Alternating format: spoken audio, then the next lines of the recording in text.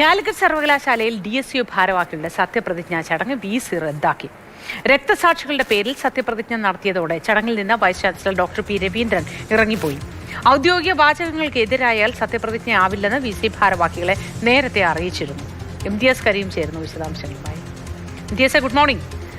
വളരെ വ്യത്യസ്തമായ ഒരു സത്യപ്രതിജ്ഞയൊക്കെ ആയിരുന്നല്ലോ, എന്താണ് ഉണ്ടായത്?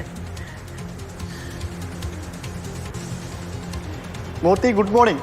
ഏറെ വിവാദങ്ങൾക്ക് ശേഷമാണ് കാലിക്കറ്റ് യൂണിവേഴ്സിറ്റിയിൽ ഒരു DSU യൂണിയനെ തന്നെ തിരഞ്ഞെടുക്കുന്നത്. ആദ്യഘട്ടത്തിൽ തിരഞ്ഞെടുപ്പ് നടത്തിയത് അതിൽ പ്രശ്നങ്ങളുണ്ടായി. വീണ്ടും തിരഞ്ഞെടുപ്പ് നടത്തേണ്ട സ്ഥിതിവിശേഷമൊക്കെ കാലിക്കറ്റ് യൂണിവേഴ്സിറ്റിയിൽ ഉണ്ടായിരുന്നു.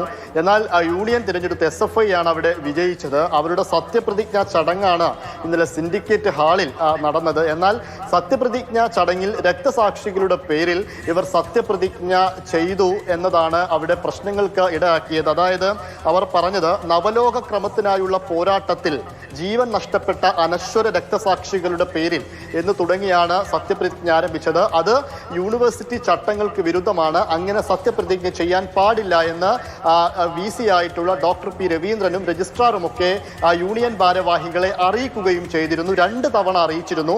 ആദ്യഘട്ടത്തിൽ ഈ സത്യപ്രതിജ്ഞ എങ്ങനെയാണ് എന്നത് ഇവർ എഴുതി കാണിക്കണമായിരുന്നു. അങ്ങനെ അത് ഇന്നലെ ഉച്ച സമയത്ത് കൊണ്ടുവന്നപ്പോൾ തന്നെ ഇതിങ്ങനെ ചെയ്യാൻ പാടില്ല, ഇങ്ങനെയാണ് വേണ്ടത് എന്ന് പറഞ്ഞ് തിരുത്തി എഴുതി കൊടുക്കുകയും ചെയ്തിരുന്നു. എന്നിട്ടും അത് രക്തസാക്ഷികളുടെ പേരിൽ തന്നെ അവർ സത്യപ്രതിജ്ഞ ചെയ്തു എന്നുള്ള കാര്യമാണ് അവിടെ വിവാദമായത്. ഇതോടുകൂടി വൈസ് ചാൻസലർ തന്നെ യോഗത്തിൽ നിന്ന് ഇറങ്ങിപ്പോവുകയും സത്യപ്രതിജ്ഞാ ചടങ്ങ് റദ്ദ് ചെയ്യുകയുമാണ് ചെയ്തിട്ടുള്ളത്. അത് ഈ യൂണിവേഴ്സിറ്റി ചട്ടങ്ങൾക്ക് വിരുദ്ധമാണ് എന്നാണ് പറയുന്നത്.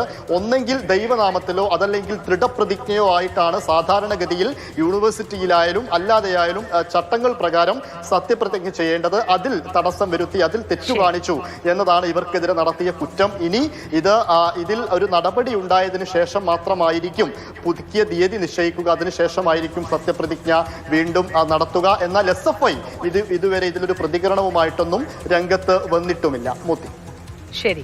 MTS കരീമാണ് വിശദാംശങ്ങൾ നൽകിയത്. നല്ല ദിവസം ആശംസിക്കുന്നു. ഏതായാലും സത്യപ്രതിജ്ഞ ചടങ്ങ് മുടങ്ങിപ്പോയി, VC ഇറങ്ങിപ്പോയി. ഇനി ഇത് മാറ്റി ഒരു തീയതി പിന്നീട് അറിയിക്കും എന്നാണ് പറയുന്നത്.